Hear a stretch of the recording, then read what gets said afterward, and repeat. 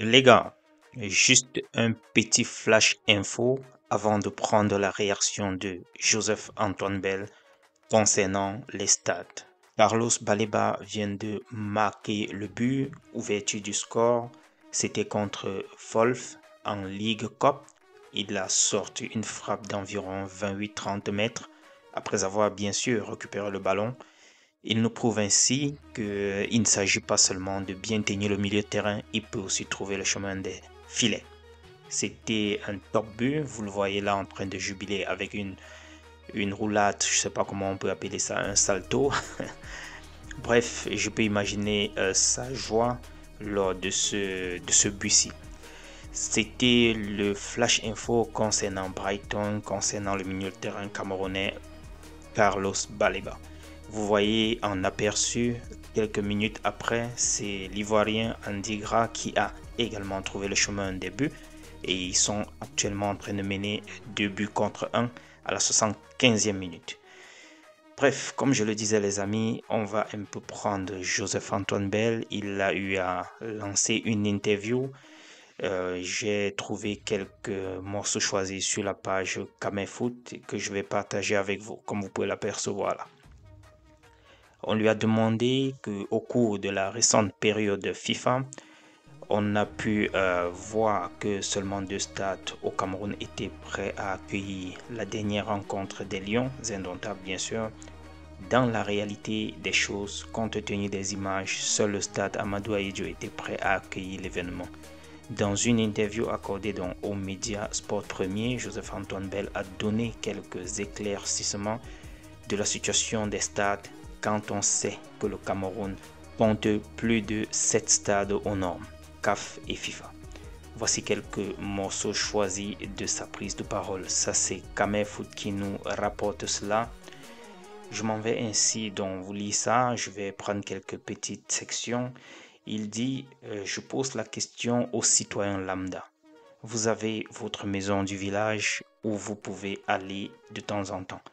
Est-ce que vous pouvez un jour vous lever, amener les invités, venir ouvrir parce que c'est vous, la maison vous appartient? Il faut la nettoyer. Vous croyez que l'ONIS, alors que la fédération de foot veut jouer gratuitement, doit entretenir au quotidien toutes les infrastructures avec des moyens tombés du ciel? Ce sont des usagers qui sont les payeurs. Vous croyez qu'une compagnie aérienne entretiendrait, autant pour moi, ces avions si personne n'y monte? Si je m'arrête d'abord à cette première réaction, sans doute Joseph-Antoine Bell veut nous dire que c'est nous qui allions normalement financer cela en venant au stade, si je comprends bien. Et il a également dit que si la fédération de foot veut jouer gratuitement, c'est-à-dire la FECAFOOT. Mais pourtant, je crois souvent avoir vu des factures adressées à la fédération, je vais dire à l'ONIS, venant de la fédération. J'ai aussi vu au moment des Interpol des stades qui étaient fermés. Je ne sais pas quels sont les contentieux qui étaient là, mais à un certain moment, il y avait des contentieux FECAFOOT au Nice par rapport effectivement au déroulement des matchs de championnat. Par exemple, lors de ces Interpol, il y a des stades qui sont restés fermés, je crois. Je n'ai pas très bien suivi la période, cet épisode-là, mais je crois avoir aperçu des journaux qui parlaient de ça.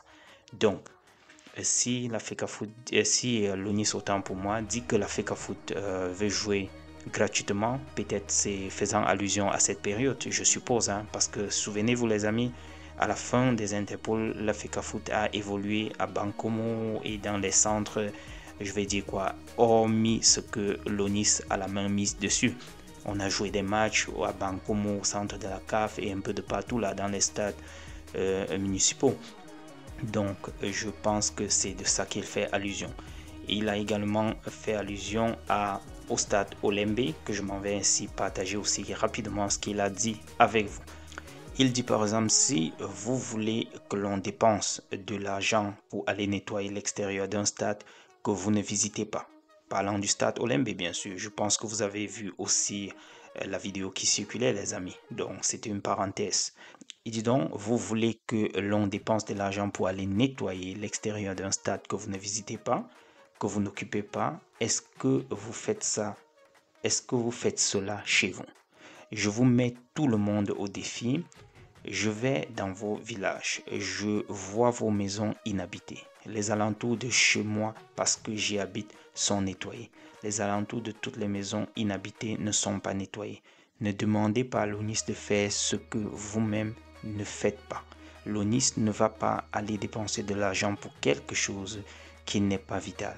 Ne prenez pas les exemples ailleurs. Quand vous voulez regarder ailleurs, sachez que le stade Vélodrome est utilisé tous les 3 ou 4 jours.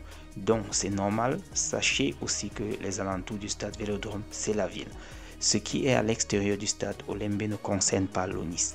Quand vous faites une barrière, c'est un extra que d'aller nettoyer ce qui est dehors. La barrière veut dire qu'il y a une limite. Vous voulez vous attaquer à l'ONIS en disant que l'extérieur du stade n'est pas nettoyé, alors que sur vos routes, il y a des endroits où la broussaille a occupé une partie de la route parce qu'on n'y circule pas. Bref, voilà un peu sa réaction, les amis, voilà sa réaction concernant le stade Olembe, n'est-ce pas? Je ne vais pas trop tirer de long en large, je voulais juste partager cela avec vous. Voilà, je vais tout simplement dire qu'en attendant que la décision soit officielle, nous on attend tout simplement le match à Japoma, tel que beaucoup de pages sportives sont en train de nous annoncer, et on attend calmement notre Adidas. On est ensemble les amis, ciao.